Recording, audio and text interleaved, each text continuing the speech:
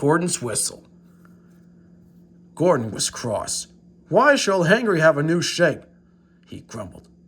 "A shape good enough for me is good enough for him. He goes scattering off to crew, leaving us to do his work. It's disgraceful. And there's another thing. Henry whistles too much. No respectable engine ever whistles loudly at stations. It isn't wrong," said Gordon, "but we just don't do it." Poor Henry didn't feel happy anymore. "Never mind," whispered Percy. "I'm glad you're home again. I liked your whistling." "Goodbye, Henry," called Gordon the next morning as he left the shed. "We're glad to have you with us again, and remember what I say about whistling, so don't forget." So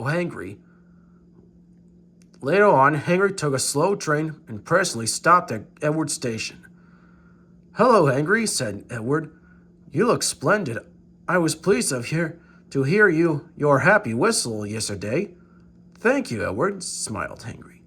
"Shh, can you hear something?" Edward listened, far away.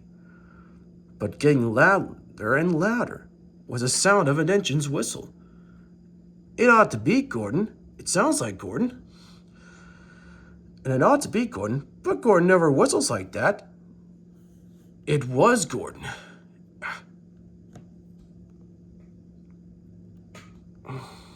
Stops.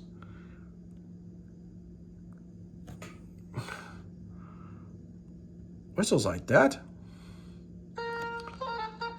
It was Gordon, but he came rushing down the hill at a tremendous rate.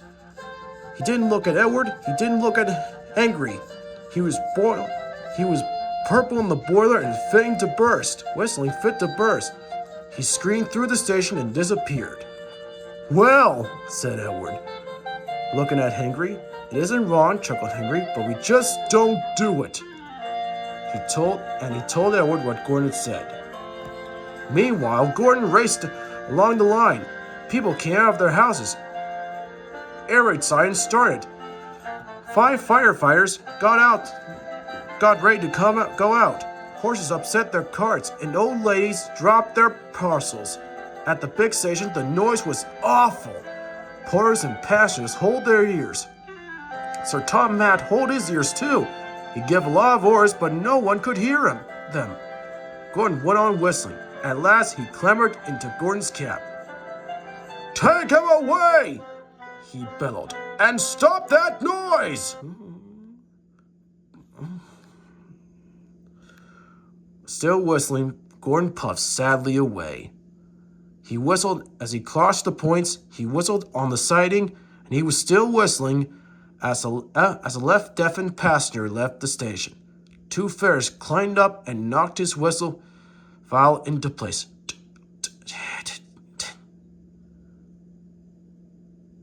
And there was silence. Gordon sunk into the shed at night. He was glad it was empty. The others came in later.